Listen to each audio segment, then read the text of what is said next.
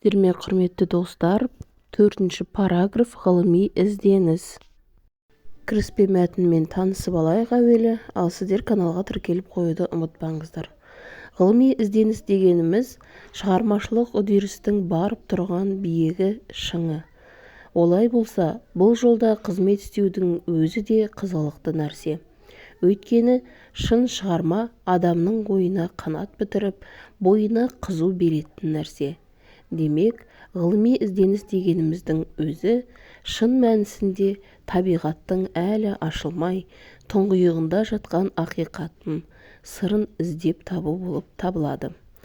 Ал ақиқатты іздеп табу үшін сол ақиқатты іздеуші ғалымның өзі мейлінше адал, ақиқатшыл болуға тиісті. Ондай адам ең алдымен өз қара басының алдында адал болуы керек. Ғалым қашанда адалдықпен ғана өзінің жарқын жетістіктеріне жете алады. Ғылымға адалдық, ғалымның өз басының адалдығы қазіргі таңда да аса қажет құндылық. Ғылыми ақиқат үшін Джордано Бруно, Галилео Галилей мен Николай Коперниктер қандай азапты тағдыр кешті. Білім инемен құдық қазғандай деген халық даналығының астарында ғылым жолының ауырлығын меңзеп отырғанын ұғыну қиын емес. Олай болса, жас ғалым абайша айтқанда, неге ғашық, неден қашық болу керек? Көкейкесті мәселе осыдан өрбиді. Енді сұрақтарына жауап берейік. Бірінші сұрағымыз, ғылыми ізденіске не түрткі болады деп ойлайсыңдар? Ғылымның мақсаты не? Ең әуелі кез келген ғалым, зерттеуші болсын, бір салаға өзінің қызығушылығын танытады, содан кейін барып соны зерттей бастайды. Осылай ол ғылымға келеді. Оған әрине білім керек, Ең бірінші барлығы осы қызығушылықтан, өзінің соған деген бейімінен басталады. Ғылымның мақсаты не?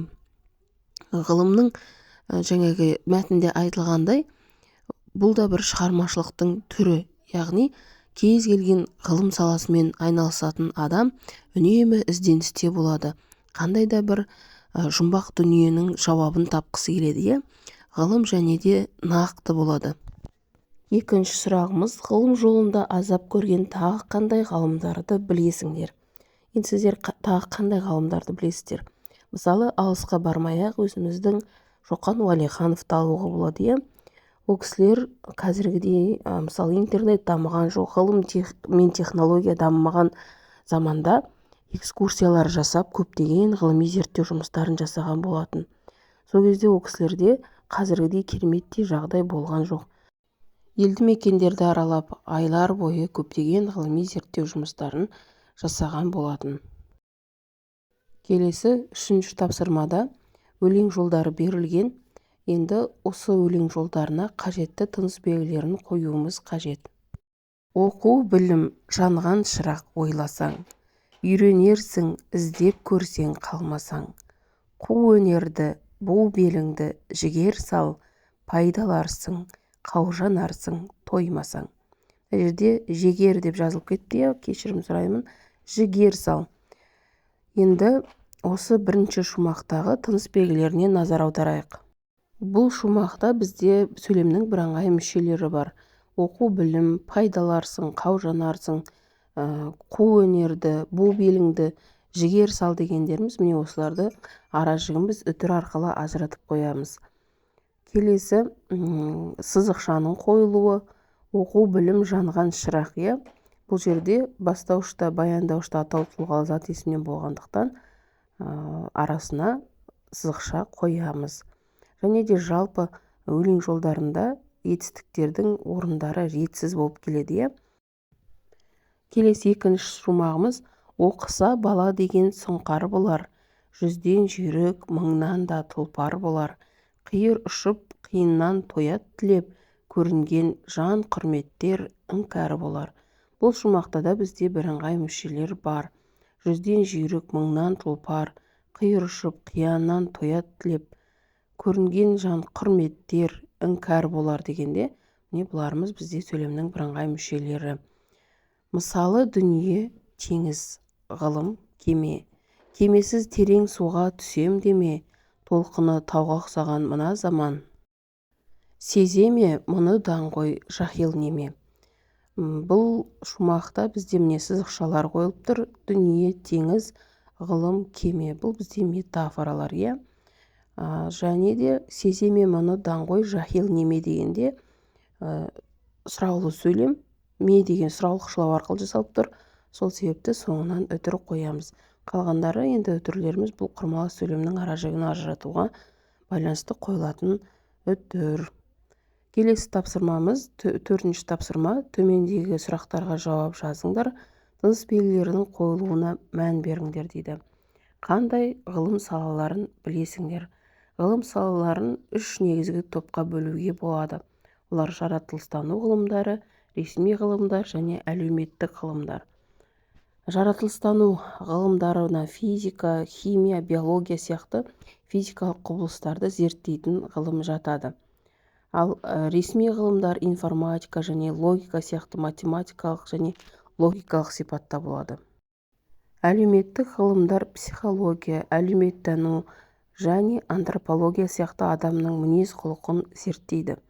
Осы салалардың әрқайсының өз зерттеу объектілері мен зерттеу әдістемелері бар. Бұл оларды біздің әлем қалай жұмыс істейтінін түсіну үшін маңызды етеді. Ал гуманитарлық ғылымдарға тарих, филология сияқты ғылымдар жатады. Ғылымның қай саласына бейімің бар? Яғни жаратылыстану бағыты ма, жоқ әлде гуманитарлық бағытқа бейімдерің бар ма? Осы екеуінің біреуін өздеріңіз таңдайсыздар. Мысалы, егер сізге тарих, орыс тілі, қазақ тілі, ағылшын пәндері ұнайтын болса, соған бейіміңіз басымырақ болса, онда гуманитарлық бағытты таңдайсыздар. Ал егер физика, химия, биология, математика сияқты пәндерге бейімдеріңіз басымырақ болса, онда жаратылыстану бағытын таңдайсыңдар. 5-ші тапсырмада Джордано Бруно, Галилео Галилей, Николай Коперник туралы мәліметтер қарастырып, хабарлама жасаңдар деген тапсырма берілген. Олар кімдер? Қысқаша тоқталып өтейік. Джордано Бруно итальяндық, католиктік, доминикандық, пантеист және поэтик, көптеген трактаттардың авторы. Галилео Галилей зерттеулері қазіргі механика мен физиканың негізін қалаған итальяндық астроном, физик, математик және философ. Ол Пизада дүниеге келген. Ол негізінен Флоренция маңындағы Валамброза монастырында білім алып, 1581-85 жылдары Пиза университетінде оқыды. Көп ұзамай ол Флоренция академиясында біраз уақыт сабақ берді. Ол 1952 жылдан 1610 жылға дейін Пиза университетінде математикадан сабақ берген. Ал Николай Коперник поляк биологы, астрономы, заңгері, ғалымы, дәрігер және экономист, ғарыштық денелердің галеоцентрлік моделін тұжырымдаған алғашқы ғалым. Мінекей 3 ғалым туралы қысқаша ғана мәлімет. Осыны пайдаланып хабарлама жасайсыздар. Бүгінгі сабағымыздың тапсырмалары осымен аяқталды. Келесі сабақта кездескенше сау болыңыздар.